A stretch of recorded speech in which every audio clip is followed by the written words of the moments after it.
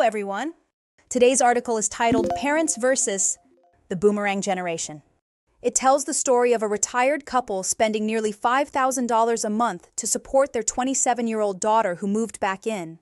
They're not alone. Many American parents are feeling the financial and emotional pressure of supporting adult children. Let's find out what's happening and what experts suggest. Let's pause for a moment before we move into the article. Before we examine what happened, it helps to consider a larger theme that gives us context. This will guide how we understand the story that follows. This brings us to the topic of adult children moving back home and what it means for modern families. In many cultures, multi-generational households are the norm. But when adults return home due to economic stress, it can create tension, guilt, and unexpected burdens. Living together isn't the problem. Lack of boundaries is. Let's examine how families can stay supportive without becoming overwhelmed.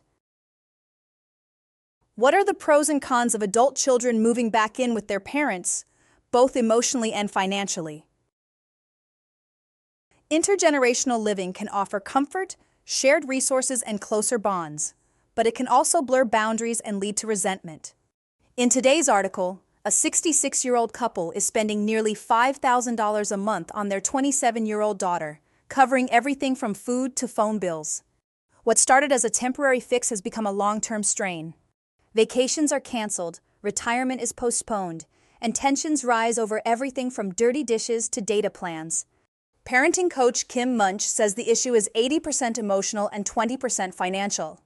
Many parents hesitate to set limits, fearing they'll seem cold or uncaring.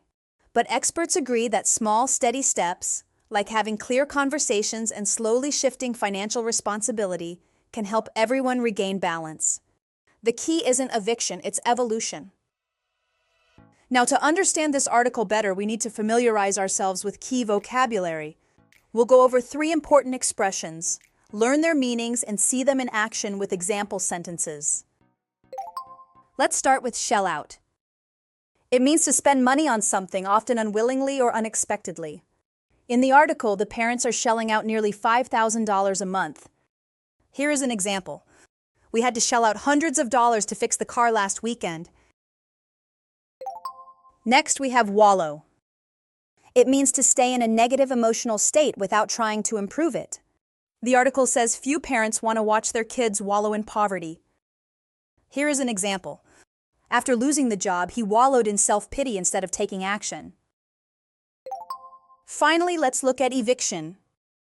It refers to the legal process of forcing someone to leave their home. In the article, experts recommend small steps, not sudden eviction notices. Here is an example. Due to unpaid rent, the landlord started the eviction process last month. Now that we've explored the main themes and vocabulary, let's reinforce our understanding with a summary dictation exercise. Listen carefully and fill in the blanks. A 66-year-old California couple is spending nearly $5,000 a month to support their 27-year-old daughter who moved back in. They're not alone. In fact, many American parents report financial and emotional strain from supporting adult children. Experts say the key is setting healthy boundaries through honest conversations and shared responsibility. Retirement may be delayed, but solutions start with small, steady steps. Let's check the answers and review what each word means. The first answer is support. It means to provide financial or emotional help to someone. The second answer is strain from. This refers to pressure or tension caused by a specific source, in this case, adult children.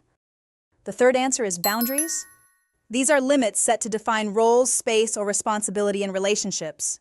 The fourth answer is responsibility. It refers to the duty or obligation to take care of tasks or contribute fairly. The fifth answer is delayed. This means postponed or put off to a later time, such as a retirement plan. Excellent work today. We discussed intergenerational living, emotional boundaries, and key expressions about financial pressure. The story reminds us that helping family is noble, but it requires clarity and limits. Now here's your reflection. Do you think adult children should contribute financially if they live at home? Why or why not? We'll revisit this in our next session. Until then, keep reflecting and communicate openly.